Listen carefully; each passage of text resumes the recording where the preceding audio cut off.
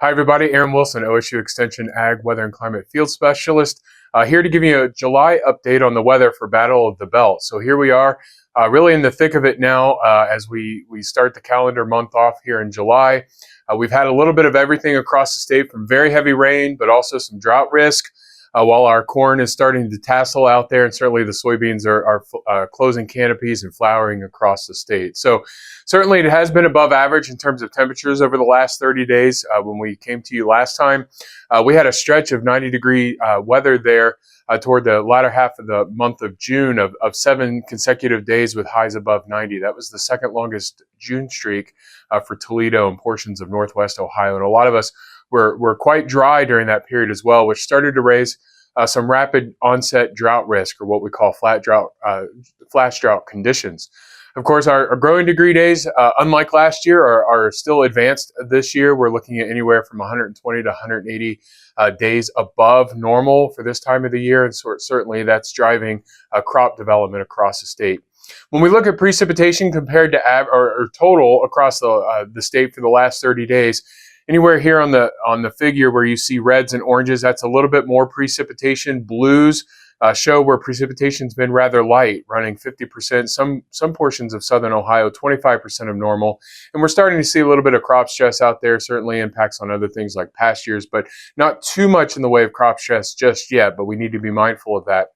Just this week, just looking at these differences across the state, we had upwards of 4 to 7 inches, 7.71 inches up in Ashtabula County at our Seaface Ag Weather site up there this past 7 days. So it's either getting too much rainfall or not quite enough, with some Goldilocks areas out there across the state in between. So overall, the last 30 days have been drier than normal. The last 60 days have been drier for portions of the state, and we're starting to notice moderate drought conditions in some areas where the soil's really dried out, especially across southern Ohio.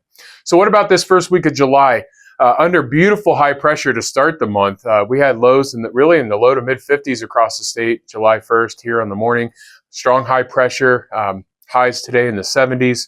Tomorrow, we're going to ramp those temperatures up behind a warm front. We're going to get up into the mid to upper 80s on Tuesday, and then eventually into the low to mid 90s. And then we're going to see some more wet weather move in. I think widespread showers and thunderstorms.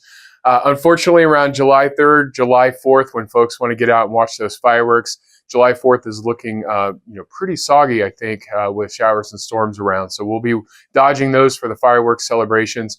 We'll continue some scattered showers on Friday and then dry out for the weekend. So overall, we'll see a couple of hot days this week in the 90s, and then we'll cool back off into the 80s with warm overnight lows throughout the upcoming week. So overall, we're looking at anywhere from 3/4 of an inch to maybe 1.5 inches, especially in southwest Ohio. That'll be good for that area of the state that's been running a little bit below average in precip.